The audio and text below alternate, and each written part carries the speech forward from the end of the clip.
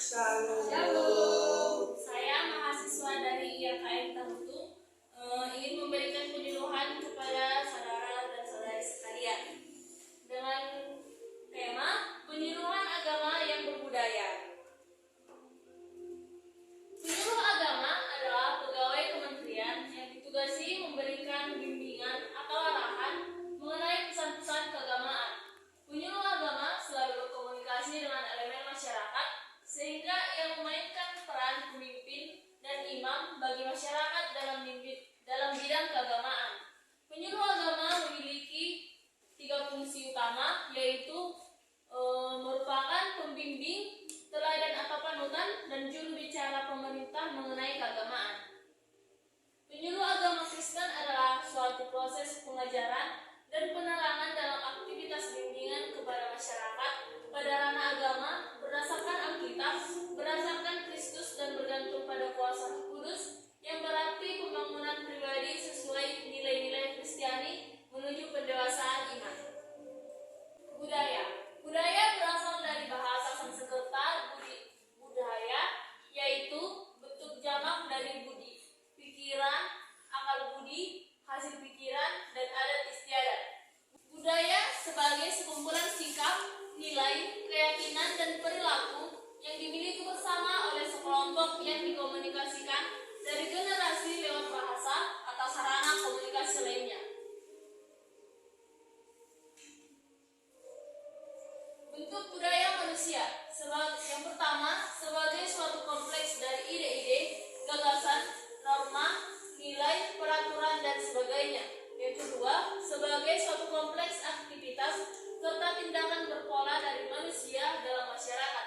Yang ketiga, kebudayaan sebagai benda hasil karya manusia.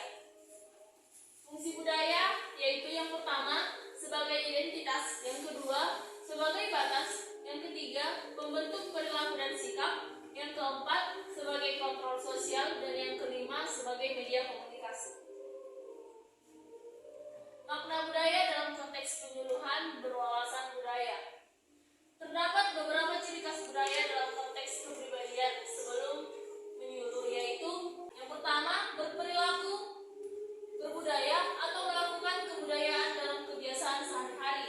Yang kedua, mengenal budaya sendiri dengan baik. Yang ketiga, mempelajari budaya sendiri dan budaya lainnya.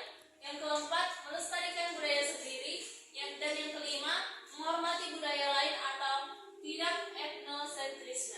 Ayat Alkitab sebagai ayat pendukung pada mengenai kebudayaan, yaitu tertulis dalam Roma 13 ayat 7.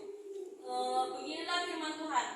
Bayarlah kepada semua orang apa yang harus kamu bayar, pajak kepada orang yang berhak menerima pajak, cukai kepada orang yang berhak menerima cukai, rasa takut kepada orang yang berhak menerima rasa takut, dan hormat kepada orang yang berhak menerima rasa hormat. Sebagai kesimpulan, penyuluh agama Kristen yang berbudaya adalah sosok yang sangat dibutuhkan dalam upaya penyebaran ajaran agama Kristen di tengah masyarakat yang memiliki budaya yang beragam. Dengan kemampuan dan dalam memadukan ajaran agama Kristen dengan budaya lokal, penyuluh agama Kristen yang berbudaya dapat memberikan pengajaran yang tepat dan mudah dipahami oleh masyarakat setempat. Sekian dari hasil pemaparan materi yang telah saya paparkan. Kepada saudara atau saudari yang ingin bertanya, saya persilahkan.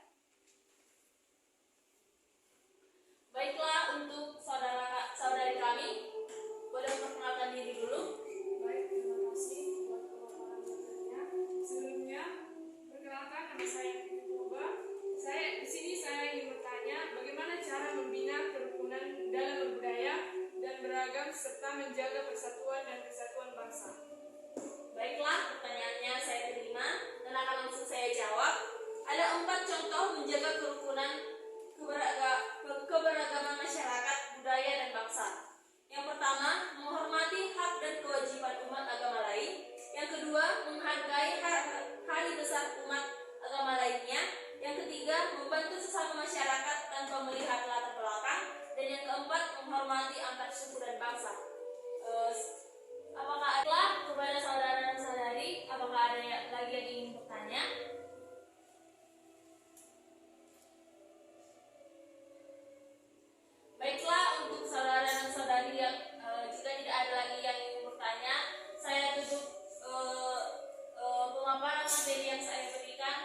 untuk penyuluhan saya ucapkan terima kasih.